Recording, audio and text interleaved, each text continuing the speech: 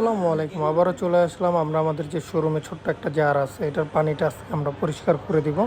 আপনারা দেখতে পাচ্ছেন যে পাথরে প্রচুর পরিমাণ ময়লা জমেছে। প্রথমে আমরা আমাদের জেব্রা মাছগুলা তুললাম এক পেয়ার। তারপরে হচ্ছে যে আমাদের গাপ্পির আছে, একটা একটা করে আমরা মাছগুলাকে প্রথমে ধরতেছি, এখান থেকে আলাদা করতেছি। এটা হচ্ছে আমাদের গাপ্পির পেয়ারটা এক জায়গায় রেখেছি, এটা আমাদের জেব্রার পেয়ার।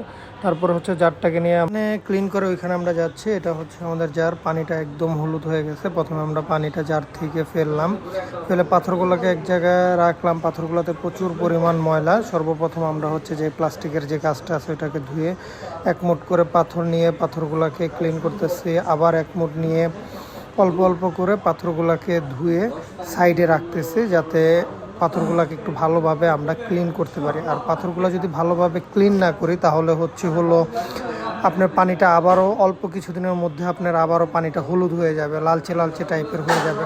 কারণ প্রত্যেকটা পাথরেই আপনার ময়লা লেগে আছে, ইভেন হচ্ছে ছত্রাকের মতো হয়েছে। যদি হচ্ছে পাথরটা আমরা ভালোভাবে ক্লিন না করি তাহলে হচ্ছে পানি আবার অল্প দিনই আপনার হলুদ হয়ে যাবে। তারপরে জারটাকে একদম ভালোভাবে ক্লিন করলাম, যাতে কোনো ময়লা আগের লেগে না থাকে অথবা কোনো ফানগাস লেগে না থাকে। সবগুলো ক্লিন করলাম। ক্লিন করে আমরা জারটাকে সেট আপ করলাম পাথর দিয়ে। সেট আপ করার পর ভালোই লাগতেছে। তারপরে আমরা হালকা করে পানি দিচ্ছি, যাতে বেশি ময়লা পানি না উঠে অথবা পানিতে যাতে বেশি বুটবুটি না আসে, সেজন্য আমরা হালকা করে পানি দিলাম। পানি দিয়ে তারপরে আমরা 1 বাই 1 আমাদের মাছের পেয়ারটা ছাড়বো। এটা হচ্ছে গাপ্পি মাছের পেয়ারটা। গাপ্পি মাছ সর্বপ্রথম ছাড়লাম। তারপরে আমরা ছাড়বো আমাদের যে জেব্রার যে পেয়ারটা আছে, জেব্রার পেয়ারটা ছাড়লাম।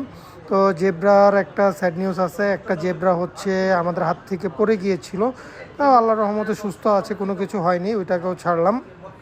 এখন দেখি যে আল্লাহর রহমতে দেখতে খুব সুন্দর লাগতেছে। আর যে জেব্রাটা পড়েছে ওইটার যাতে কোনো কিছু না হয়, সকলে দোয়া করবে।